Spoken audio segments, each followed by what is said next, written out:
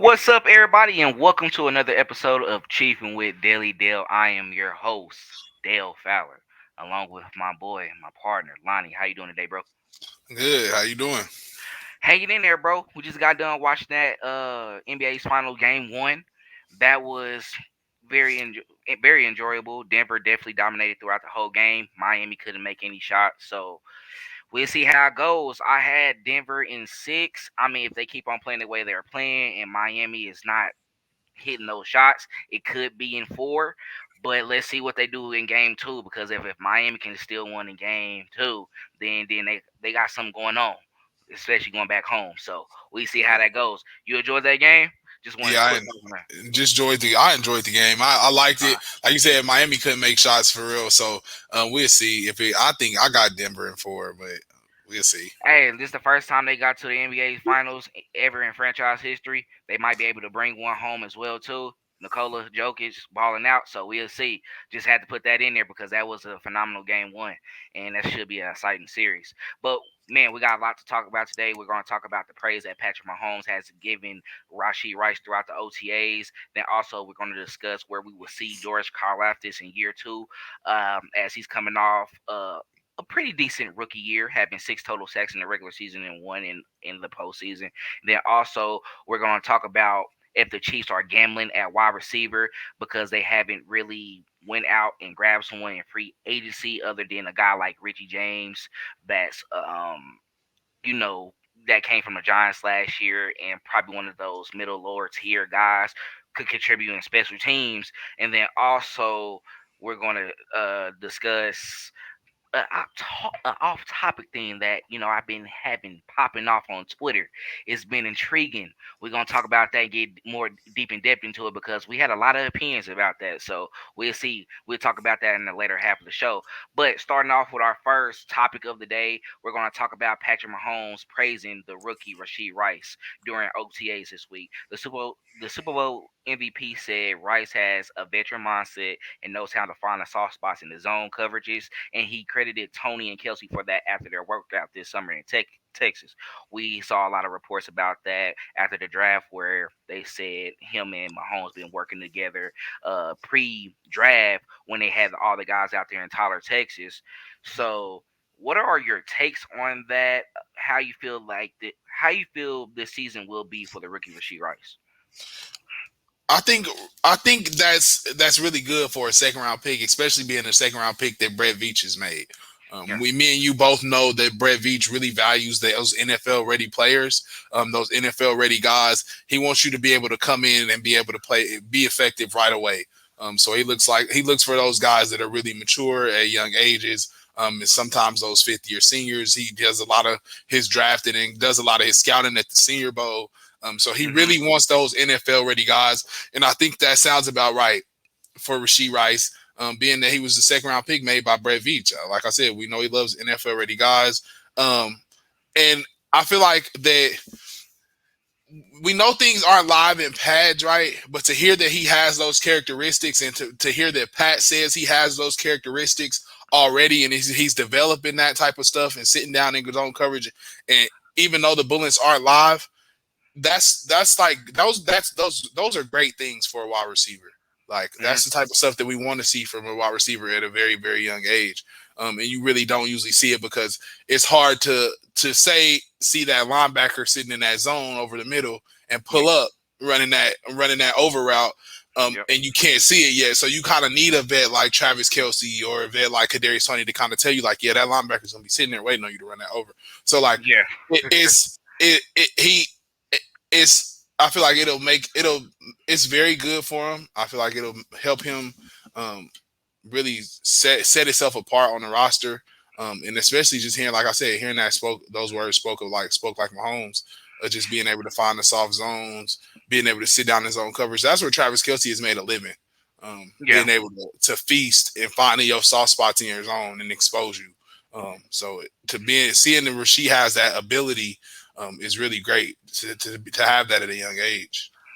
And like you said, with the soft spots, how he's able to get in those areas and pick apart that something that Travis Kelsey has done. That's what we had last year with Juju Smith-Schuster as well too. So coming in here losing that type of guy and having that with another receiver that we lost a while ago in Sammy Watkins as well too. If he's able to come in and really expose those zone coverages and fill in those areas, then he's going to help us be able to take the top off of the defense as well too. When you having a guy like MVS, Marquez, Valdez-Scantling, and Kadarius Tillman slipping behind those DBs, you'll have chances for a lot of deep balls as well too. And then you got two underneath guys that's dominating as well. Uh, I take, I think,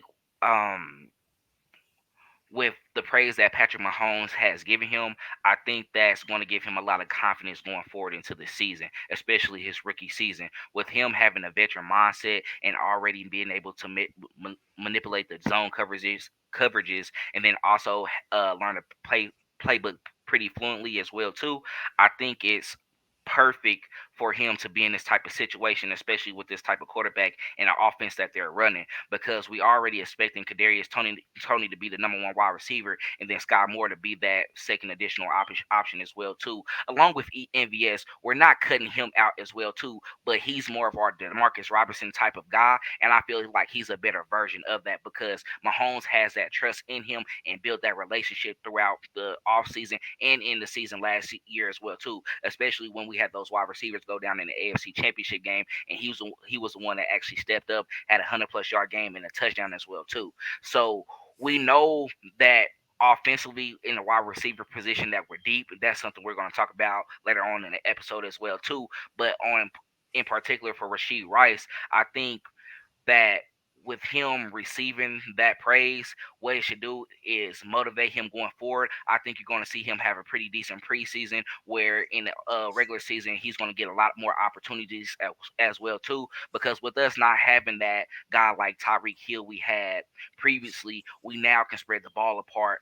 Well, spread the ball around to the offense and really get a lot of more guys going, and then it takes advantage of the defense not being able to hold in on one guy. Because yes, with Travis Kelsey, excuse me, excuse me, basically being our number one receiver as a tight end, at the end of the day, he's more of an underneath type of guy anyway. Now we got routes for him to where he's able to expose the defense and get out a little bit higher in the zone or in the coverage, but at the same time he's someone that's picking you apart in the middle. And then we have play designs for those tight ends as well too to be able to excel, and he just know how to flourish in those opportunities, which is why he's the best in the league now and why he had 5+ seasons with over 1,000 yards. But what it does is it set Rashee Rice up to be able to find a spot in the offense to where he can be a key component, and then be able to also build that trust as well too. The last season he had at SMU, he had over 96 receptions, and then he totaled 1,300 yards, 1,355 to be exact, and then he had 10 touchdowns in total as well too. So with those numbers, it shows that he's NFL ready. This is NFL ready numbers that we want to see in the league as well, and it might slightly decrease just because it's going to be a different level of football that's being played. However, playing with a quarterback like Patrick Mahomes will set him up for the future. So I think the praise is warranted. I think it's well deserved. I think he will be able to really excel and exceed in this offense. And I'm excited to see what's going on. We got a lot of players that's coming up that's going to be right. We have Justin Ross is getting ready as well too. We'll see if he'll be able to make the roster. Then you got other guys as well, like John Ricky Ross. John Ross, who was a speedster, came out the same year as Patrick Mahomes in 2017. And then at that, you have some younger guys as well too that might be able to make some noise. You got Remigio, that's who you was talking about, Ty Frogel.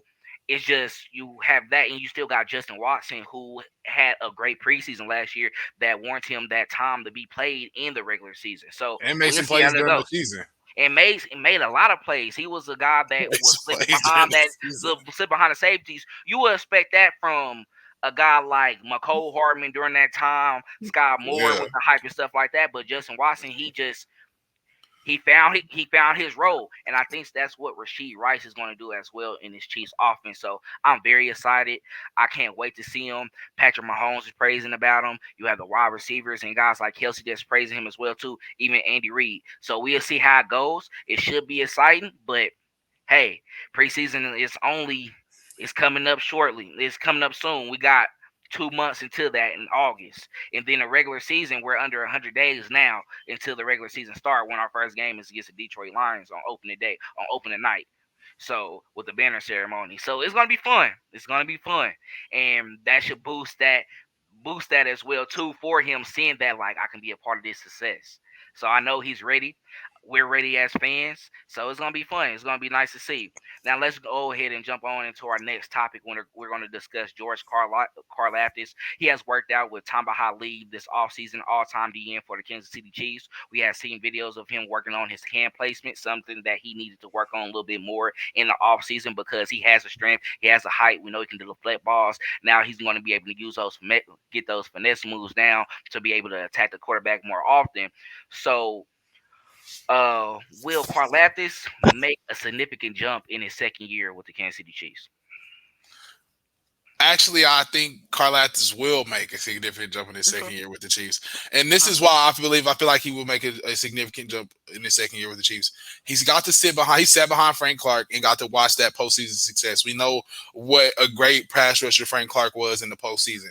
We know the Hmm. postseason records and how far he was behind him breaking the sack record in the postseason. Hmm. So not only did he get to sit behind Frank and see him do that, he was also along for the ride with that success. So he got to play next to Frank Clark too. So he got to not only see one of the best players do it, see one of the best players represent in his position. He also got to be sit alongside that player and play with that player while they were having that success, which Yes. I think will play another significant role in George, just like another paper to add to the foul cabinet, shall I say. Now, seeing him work with one of the greats, one of my favorites, and I know one of your favorites being a Chiefs fan, one of Right. our all-time favorites, Tom Ali, Mr. 91. We know Tom Ali as one of the best pass rushers in Kansas City, best pass rushers with his hands. Tamba was a guy that, that was a jujitsu guy. Hmm. He didn't let you get his hands on him. He was known for that. He was smashed off the snap, and you couldn't touch him. He was actually a black belt in jujitsu. So like Tamba practiced this in the offseason. He was great with his hands. 91 was like one of the best ever. Him and Justin Houston. Like look it up. Yep. I'm pretty sure you guys, if you Chiefs fans, you know. So just seeing him working with another great, um, not as at the extent of Frank Clark as far as championship wise, but it's as far as career wise with the Chiefs and what George is needing for his game. That is like the perfect person for him to be in the room with, right? So Hmm. George had all the tools as a pass rusher when he was drafted to come in and be successful. He was powerful, big. He was known for beating double teams and just really like beating the tackles up, and taking on those double teams, beating that chip and running through Yeah. stuff. He didn't really have that get off the ball type game that Frank has, that athletic type game, that explosive hand game that Tamba had, and even Chris Jones has, the hand fighting. So I feel like this will help these two things alone. Him sitting behind Frank Clark, him working with Tamba Ali, one of the all-time greats, will make him make a significant jump in his second year, and I think we will see that from George. Just being that he's got all of these tools in his toolbox now. I can't wait to see. It's gonna be. I think it's gonna be fun to watch. I mean, seeing the growth of year two with George Karlaftis. I think a lot of things that people were worried about is his ability to be a pass rusher and get past that tackle to attack the quarterback. And as we saw the season progress, we saw him be able to execute a lot more and also have that athletic ability to chase down the quarterback as well too to make it uncomfortable in the pocket. So working with Tamba Hali, I think it's going to help him make a jump in year two. I don't know how significant it's going to be because I don't want to put the pressure on him like that, especially with us picking up guys like Felix in the first round to go along with him as well too. Someone who's more of a speed rusher and is very athletic and has that ability to attack the passer, but it will allow George as well to be that power rusher who has the ability to use his physical strength and push that guy back into the quarterback. So you do need that type of balance. But I see the jump being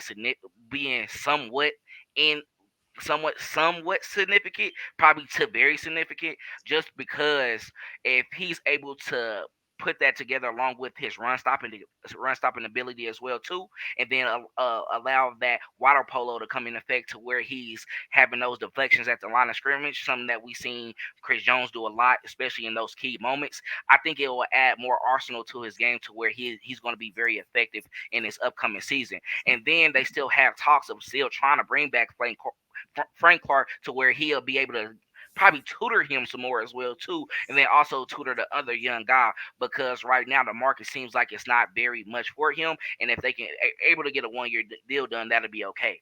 But sticking on to George Karlaftis, I think it's important for us to see how that goes for him, especially in the preseason. Let him be that starter and make him a full time starter as well too, because we need to see what we got out of him, and I don't want to have wasted talent at that position, because we went out and tried to get guys like Breeley Speaks, who's doing good in the USFL, and he has been very dominant.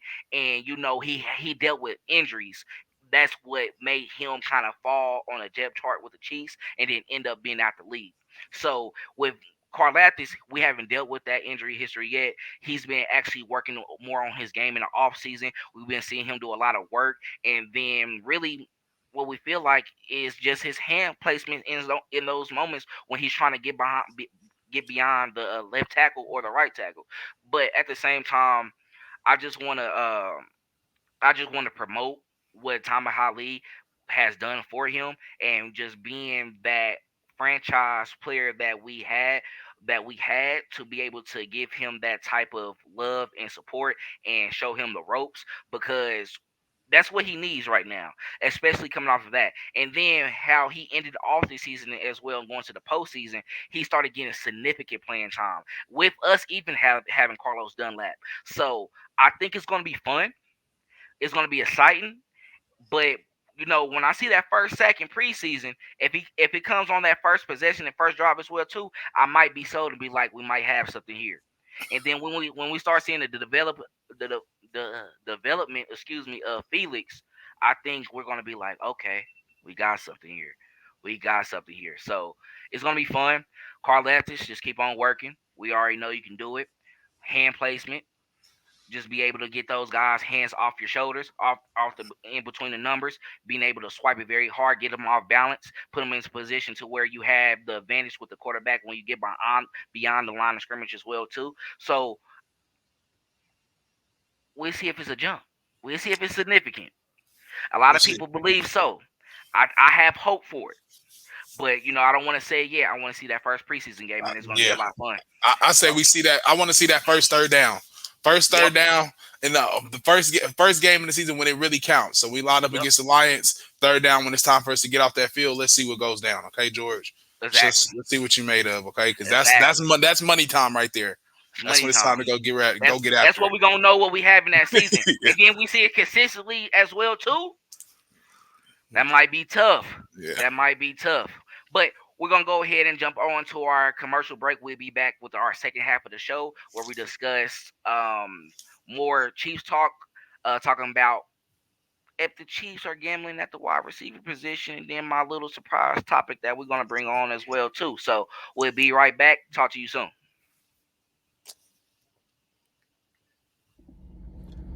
What up, KC? On the heels of yet another Kansas City Super Bowl victory, we have an awesome opportunity for you to broadcast your business to the local Kansas City market. We've created something called Kansas City Sports Company, which is a sports media hub for multiple live shows, all of which cover all the local Kansas City teams. Now, we have 30-second ad spots, 60-second ad spots, we have event sponsorships, studio sponsorships, show sponsorships, and much, much more. This is a great opportunity for you to start early with us and broadcast your business to a very dedicated, very enthusiastic Kansas City audience. Contact me or hit the Contact Us link on our website to learn more about this opportunity. Welcome back to this episode, and we're jumping right into the topic. Man, I'm gonna be honest with you. We was just talking off the screen while y'all go through the commercial. All right, we're about to discuss. We're about to discuss the Chiefs gambling on his wide receiver position. And we're going through the depth chart right now. Like, it's not the official one. It's just what it is right now. But right now they got number one Marquez Valdez-Scantling, two Kadarius Toney, three Sky Moore, four Rashee Rice, five Ricky James, six Justin Watson, seven Justin Ross, eight Amir Smith Marset, nine Cornell Powell, 10 John Ross, 11 Jerron Ely, 12 Ty Frogel or Frogie, and then 13 Nico Remigio. So while while we weak right now is because Lonnie said that the reason why Marquez Valdez Scantling is at number one is because of that AFC Championship game, right? And he gonna say that D It's Rob could have D Rob. came in and did the same thing. No, D answer, he and yeah, probably would. He this did is a kill question for everything, the but no. people. This is a question for the people. D Rob could have did the same thing if he was given the opportunity. If he was, and he was given the opportunity multiple times, but if he was given one more opportunity, I feel like D Rob could have did the same thing. They literally, No, yeah, we've no, literally talked about this before, no. y'all. D He Rob, could if have you just in the Raiders. look, He did that in the Raiders game, and if look, blew. if you look at the body bills of D Rob, and it's not just because they both were in 11, right? The body bills of D Rob and the body bills of MVS, they literally the same type of build of player, right? MVS runs a little bit of crispier route, right? But and the hands is just as questionable. The hands is just as questionable. And that's no offense. I love MVS to death, man, because he helped us get on the championship. The hands is just as questionable. Now, Like I'm not gonna cap. Like D Rob might have better hands. Like, not gonna lie, like he might have better hands, but it's just a relationship that EVS has with Patrick Mahomes. It's like regardless of how questionable his hands is, he don't mind throwing to him because he's one of those guys as well too that just gets behind the defenders. Like I don't know how it we're so used to Tyreek Hill and how it's just like he's like 3 or 4 yards he's off of money. guys, but it just show you how route running can come into play as well too. How you can manipulate the coverages and everything like that because really that's setting them up to be able to like you know expose that right. Just depending on how the route tree is, the different routes that's going across the field, but I'm still taking Marquez Skillet I, over D-Rob. yeah, yeah, and I don't believe the hype, y'all. D Rob, like I said, check D-Rob the was stat. playing the Super Bowl. That was Super Went to Bowl winner. Baltimore, rock 10. He had a couple hard games that was not with the Chief after he left. Now I don't know if the success has continued in Flock Nation or not, No, yeah. being that they just signed OBJ, I'm about to look it up right but now. I'm about to look it up he right now. did. He was in Flock Nation, going crazy for a minute over there, flapping his wings. So shout out D Rob, man, Bro, for real. we gonna give y'all like a couple minutes back on this because I just gotta prove something. Because he gotta Just shout 'cause out I gotta. shout out D Rob for sure, man. I Hey don't man, know. you was a part of that 2019 Super Bowl win, so it's all cool. And you was a part of Absolutely. the one after that we lost as well. And then I think you had one more season after that before he left last season, and then we won another one. So it's nothing against D Rob at all. I think this is just a fun conversation because we really been going back and forth about this Over for this, yeah, years. for Ever a long since me and time. Lonnie been friends, and we knew D Rob was on the team. This has been a conversation forever because he been one of those guys to be like, I mean, I keep him on the roster. Like, I would definitely have him as a fourth or fifth option on that depth chart. But, you know, it's just something about Marquez. It's like I'm seeing It's he has this finesse in his I'm just game it's the that D makes Rob. I you think what I think messed up D Rob, him seeing so much of Tyreek, man. Like Tyreek brought a different evolution to the game when he got the mhm. ball. He didn't have to so much go north and south. He could go east and west, and hey, Yeah. he opened up the field. So like dudes when they was playing with And he Tyreek ran would back be too much. Like he was like fast. that's why I said like I think Tyreek kind of messed it up for him, but like MVS, I feel like that's why I said does the same thing literally. Look, they called them the D Rob Legion. used to do. They called them the Legion of Zoom for Hardman, Hill, and Sammy Watkins because they was all 4-3 guys and under. You wasn't that, D-Rock. You were a regular 4-4-4-5 guy. You had the quickness as well too, but for you to catch a ball and run backwards like you can make someone move and then you're tall too, so you're lanky and it's looking ugly. I'm not gonna lie. Like, but it's weird because sometimes he had a little finesse too to get by and get a first down. But it was more of he should have been one that caught the ball and went straight for it. He didn't need to do all that finesse. Exactly. Guys Exactly. like Reek can do that because what it's just like in basketball with Steph Curry shooting beyond the 3-point line 30 feet, 30 plus feet, right? Because he has that skill set. Nobody, no wide receiver coach, no offensive coordinator, head coach is telling them to do that at practice. Run backwards Right? at Once all. you get the ball, run backwards. Only At reason why all. he did it because he had the ability of moving horizontal, east west, to where he had the finesse and quickness to get by, get that extra step, and then what he'd do, he'd be smart. He'd get the first down. If he couldn't get further than that, and they trapped him, he's going out of bounds or he getting down. The thing is, it was like, say if you caught the ball like 1 or 2 yards beyond the first down, right? And he's trying to turn around and see where he can go. The defender is scared just based off his quickness and his finesse. So he already has an advantage because of that quick twitch. So Yeah. one small movement, they move in the wrong direction, it's over for them. Yeah. Because it's Tyreek though. Tyreek, That's all it is. Tyreek was good at getting you on your toes after the catch initially. That's Like you're so worried about where he might go and him getting around you that you're on your heels. So like yeah. everybody that when they approach, usually tacklers are usually coming up. They coming to fire at you when they coming out they stands. At Tyreek, Yeah. you're not firing. You kind of sit back like, okay, where's he? Like a sheepdog. Like, oh, where's he gonna go? We got to corral him. Like, Yes. it's so like I got the stat comparison right now, though. I got the stat comparison. So D Rob, he didn't have more yardage at all. So I won on that one. So he had 48 receptions, 458 yards, and 2 touchdowns. Marquez had 42 receptions, 687 yards, and 2 touchdowns. So they had around the same amount of actually, he had more. D Rob had more catches, 6 more. However, he was Marquez Valdez-Scantling was a deep ball threat for us, which is why his yardage was a little bit more than his because them deep balls that he had and connected on with Mahomes gave him a little more in that department of that. Had the same amount of touchdowns. So and I say that's where him and D-Rob connected. That first year, like you said, it was a Raiders game where D-Rob flashed, right? Like him and D-Rob had that connection, right? It flashed for a moment, but it's like it never came back. Mm-hmm. And that's what I think. That's where we kind of lost that fire at. And I think we seen it with MBS, and it continued on into the playoffs, even into the AFC Championship when we needed him the most.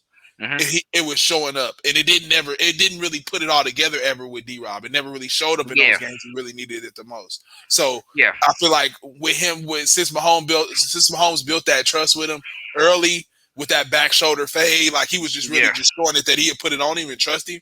I feel like that kind of just helped him. Like it kicked it off a little bit. It made him a little bit better than D-Rob. But these are literally like they said. Like I said, me and Dale are saying.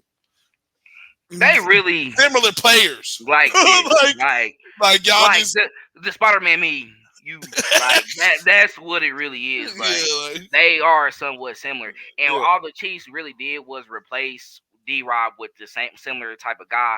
But Mahomes actually built that trust, and I think that's the Tyreek effect as well too. Him being gone because D-Rob probably could have had the same type of year as well, getting more opportunities just because he had to float the ball around more, and then that would have been somebody he's used to.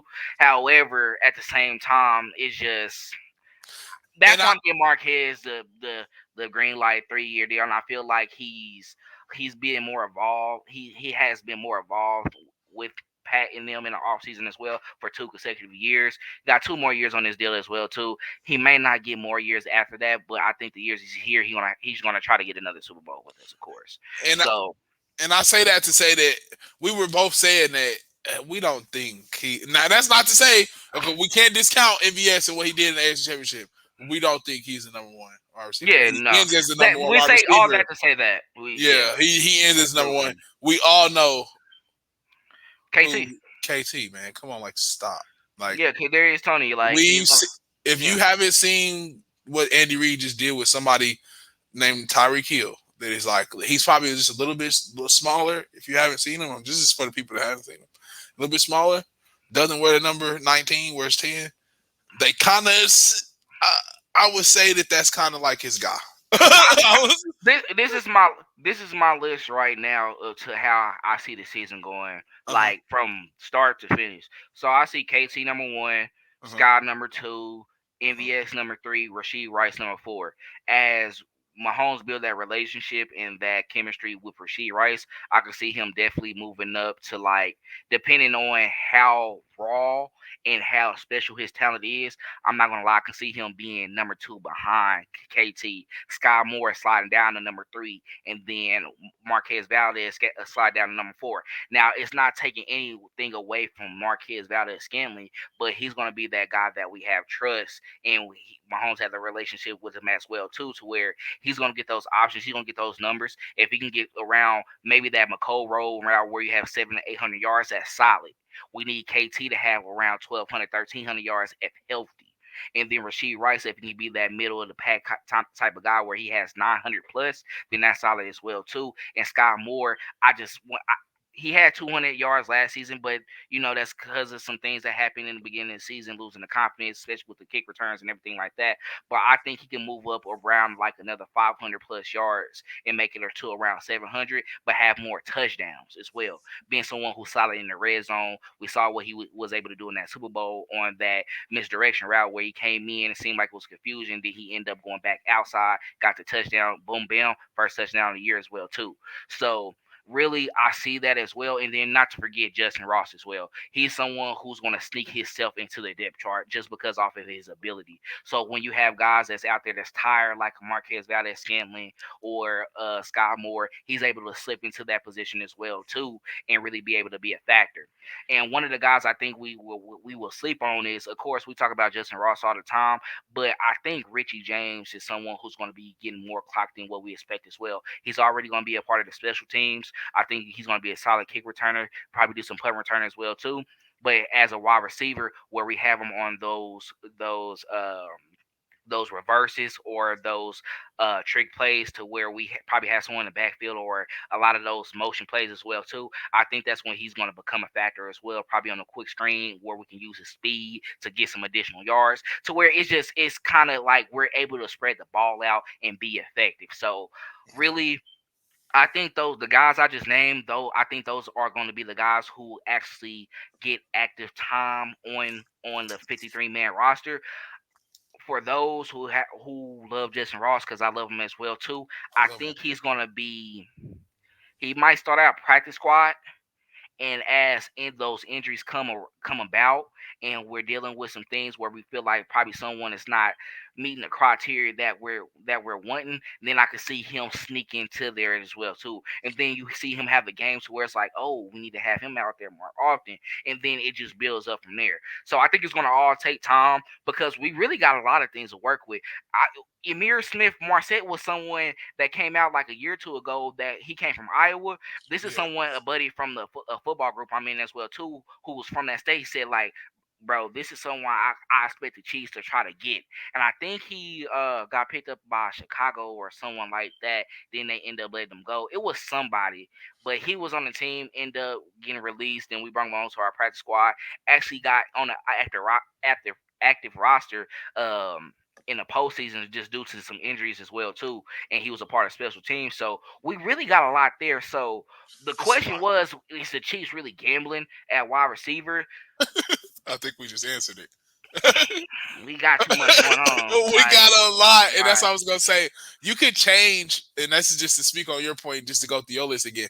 I feel like you can change Sky MVS right at that 2 and 3 spot Yeah. because I feel like if Sky shows that explosive ability, right, that same explosive ability, half of what MVS showed, that Mahomes is gonna get. He'll find him. I feel like a little bit more than MVS, just Hmm. because the hands with MVS are sometimes. Yeah. And one thing about Sky, you don't got to worry about them hands. Yeah. Them hands is gonna work. Now they might have not been catching punt returns, but a punt is way different than a pass. Catching that with And your body too. so exactly. So like, and Mahomes and trust him on third downs. So like, I seen the catch from the Rams game, and I seen a catch from the Chargers game. So like, he trusts him on third down, man. If we can see that Sky can bring that, Sky was and that's I don't hate taking digs at guys but like he was a little slow for me. So it's like when you kind of like and seeing somebody like Tyreek for so long in your offense, you're gonna think everybody's slow. So it's just like can It's he not dig to me, can bro. he That's telling the can truth. can he show get a step ahead of the game, whether that be mentally or physically? Like, Yeah. can you show that you a step ahead of that defender, or and beat them with your physical ability, or beat them with whatever ability they thought that you had? They got you to this point, which is like your route running and stuff, you know. So like, I just Mhm. want to see. I feel like MVS and Sky are interchangeable at that 2 and 3 spot on the roster. And like you said, I feel like the ball is gonna get mixed up and get passed around. That's what he did this year. He spread that ball around. That's how we won the Super Bowl. And I think that's the recipe for success here in Kansas City for years to come. If you come in here and you thinking your name is other than Travis Kelce and you're gonna just automatically come get your touches, I think you're in for a rude awakening. Yeah. He's giving it to whoever's hot, and whoever the play is called for, because is that's how they just like to have it. You know, Andy Reid is known for having explosive receivers. So Yeah, like we're gonna utilize that. We're gonna utilize all the guys that we have, and that's something that Andy Reid does. He draws up things for everybody. So, gambling at wide receiver, not so much. It's not that bad, like honestly, and it's just for those who are tripping about us getting D Hop. Honestly, if we get them, that's a win. If we don't, so be it. So the thing is, we'd definitely love to have his talent on the team. We think he will be able to contribute, but at the same time, you got a lot of guys such as ourselves that's like, let's develop what we have in this room, because if we get them to the point to where they're reliable and we are building off having those contracts to where they're cheap as well too, and it's affordable. It's other areas that we can take care of as well, that we can still build a franchise and build a dynasty. And this is a dynasty in the making. One more to be considered one, officially, to a lot of others. They already got two, so they almost there. So yeah, we'll see. But let's go ahead and jump into our last topic of the evening.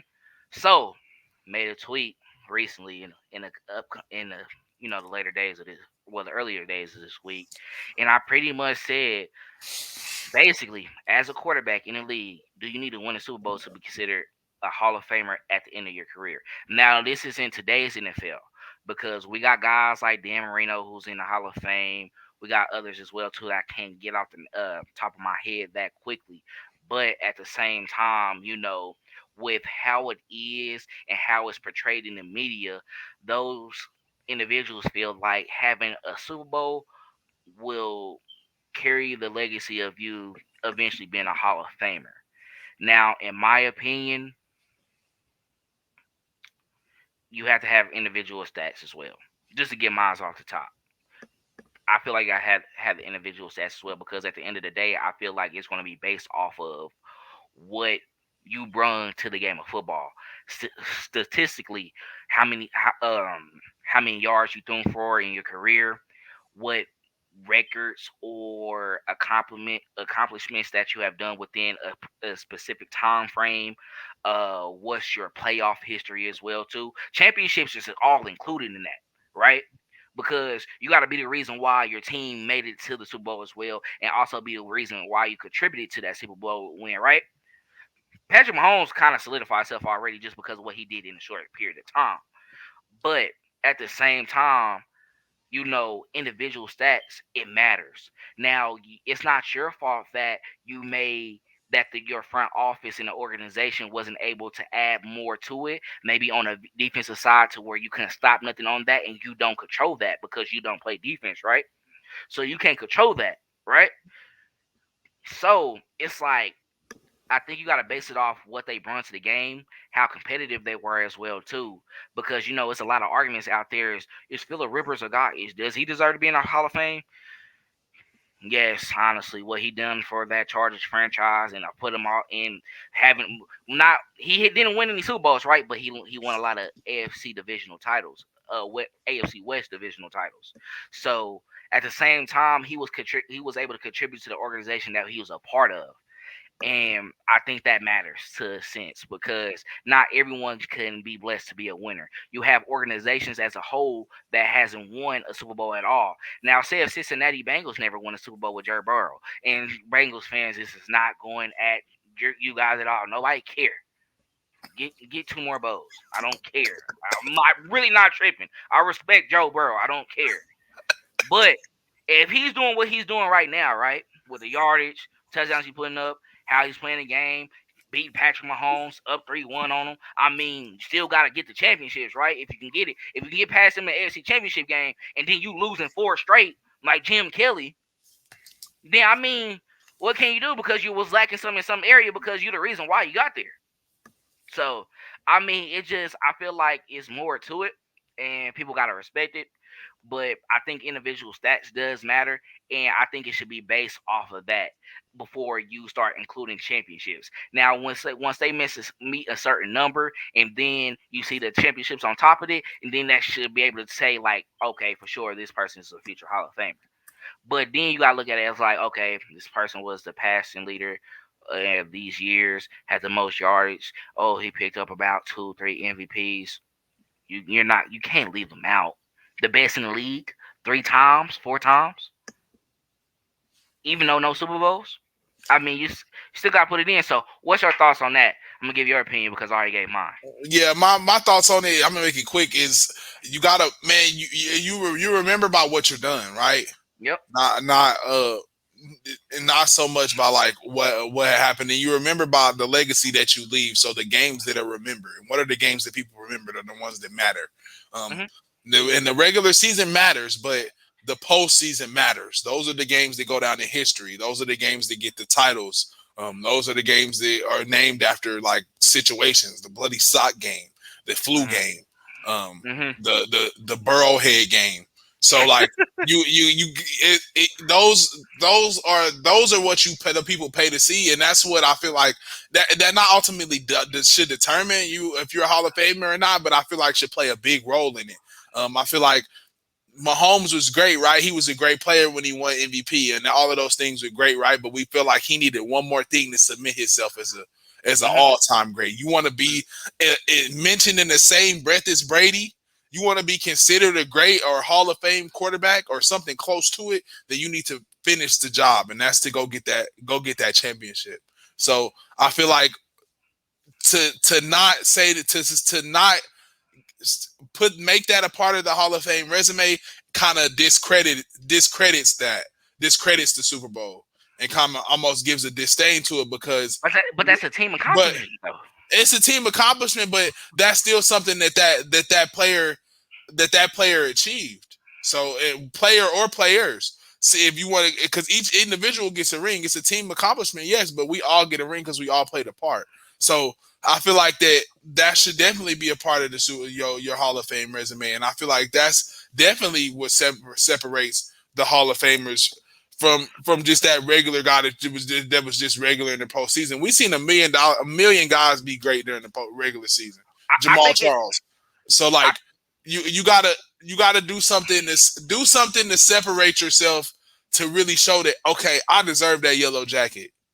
You know what I'm saying? So like it's not it's very few people finish the job. A lot of people start and a lot of people get great stats and do great all the way through a la Charles Barkley and Carmelo Anthony. People do great the whole time they play and do play a sport, but you're never remembered for being that killer or the being that person that oh yeah he got the job done, he finished, he got him one, he was on top of the world for once, and we said oh yeah you really are the best, there is no question, you I are the mean, undisputed I, champion. You know what I'm saying?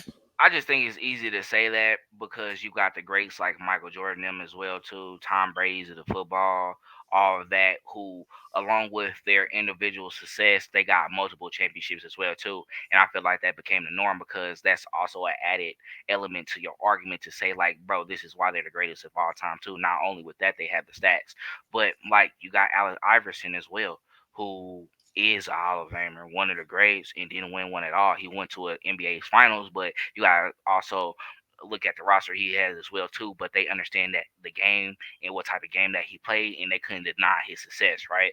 So that's why I'm saying, like, in a way, it doesn't matter. But I mean, we already got guys in the And, Hall of Fame those, without those, those Super Bowl wins or finals and wins, right?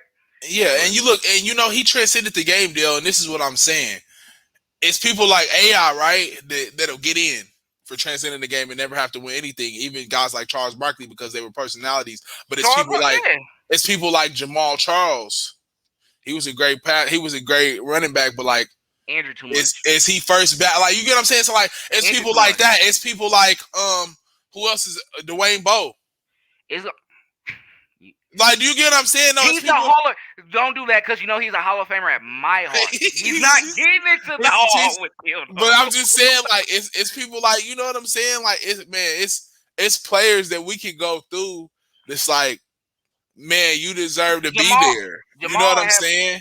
Jamal can make an argument for himself because this was a guy who started off, especially behind Larry Johnson. Then went into those trouble. Started off as a kick returner, and eventually becoming a starting running back as well too. But he's the only running back in history who averaged 5.4 yards per carry in his entire career. He was not only a threat on the ground, but he was a threat in the passing game as well too. But the only what's going to hold him back, I feel, is his injury history. If he didn't have all those injuries throughout the season, he could have had multiple 1,000+ yard seasons as well too, to where his resume would have been undeniable. Because let's be honest, Adrian Peterson, he's going to be a He's future getting Hall in. of Famer. He's getting in. He's getting in. Without a Super Bowl, without a Without Super a Bowl. Super Bowl, but that's what I said. He was one of those backs that transcended the game. Now, this is the Yeah, argument here. Now, I know they won't go that's in why I'm together. saying they can Nor get in without look, it. Won't you look, transcend? but this is the argument here. Le'Veon Bell, does Le'Veon Bell get in before Jamal Charles? Now, you answer that question, because does Le'Veon Bell get in before Jamal Charles? Because Le'Veon Bell transcended the game. Yeah, You turn on that Pittsburgh film and see how he got dudes stumbling. He got that's somebody came on the field and said, "Oh shit, I tackled him and I'm he gonna was have to gone." sit on that. I'm gonna have to sit on that one. I'm gonna have to sit on that one because Le'Veon, And he was man. he quickly declined after leaving Pittsburgh though. He did, but But his he years sat in out a year. Pittsburgh He sat out was a year. It was crazy. ridiculous. He changed. He if you wanted to be, people wanted to be Le'Veon Bell, and it was talking about if, like I Yeah. said, you see how he when you talk about just transcended the game, patient running, he made that a thing. You know what's gonna be with Le'Veon Bell? We're gonna have to see what his success is off the field as well too. He gonna have to win the hearts of others. Then he's gonna have to get with, especially with the effects of social media right now. The social media is gonna probably have to like really put his resume out there, make people watch again, make them look at the highlights again, to let them reevaluate and see like, okay, he was really that guy. You See, know, but Jamal and Charles was that dude too, that's though. they might do it to him because what happened if Jamal Charles is in a weak draft class where of people that's eligible, that might get him in. If he's in a class that's kind of weak and doesn't have like, it's like, okay, like, I think people will probably prefer to see Jamal Charles in this other than this guy. So let's go ahead and do him. So it might really depend. But this but hey, everybody, let us know what your thoughts is in our comment sections when this is posted. We definitely want to have more talks about this because Hmm. it's going to be interesting. I think at first it seemed like it was like an easy question to answer and everything like that, but it was just running on my mind because how the media portrays it, we always talk about championships, but it was a time to where people, it was just what you did within the game. If you were excelling at your position, if you were putting up the numbers on a consistent basis regardless of what the team accomplishment was, then it was arguments that you were a future Hall of Famer, or of course you'd probably be in a team, a Hall of Strong, or anything like that. But at the same time, I thought it was very important. So I think it was very interesting. But yeah, let us know what your thoughts is on our YouTube page when we post this, and we'd like to definitely hear your thoughts, and we'll definitely connect with you as well too, and then also connect with us on social media as well. This is something I think we're not gonna stop talking about, and we're gonna be talking about some other things as well too. So this is all we have for this episode of Chiefin with Daily Dale. Anything you got to say, Lonnie, before I let you go? No, that Before we get out here? no, that's it. Just like you said, just let us know what y'all think. What do you define as a Hall of Famer, and who you think getting in? Who getting in? Man, Le'Veon or Jamal? Let me know, because if we'll he talk about that on next one. yeah, let me know. Le'Veon or Jamal? Let me know, Yeah. because we talk about transcending the game. Both of them transcended the game. Y'all look Yeah. at the stats. Yeah, definitely. We'll talk about that on the next one. But make sure to follow us on our YouTube page at Kansas City Sports Company, and then follow us on Instagram, Twitter, and also Facebook at KC Sports Company as well. And then make sure to follow me on my social media: Facebook Dale E Fowler, Twitter excuse me, Facebook Dale Fowler Jr., Twitter Dale E Fowler, and then on Instagram Daily underscore Dale 39. And then Lonnie, what's your social media handles, my boy? Underscore LONNO on Twitter, and then underscore LONO on Instagram.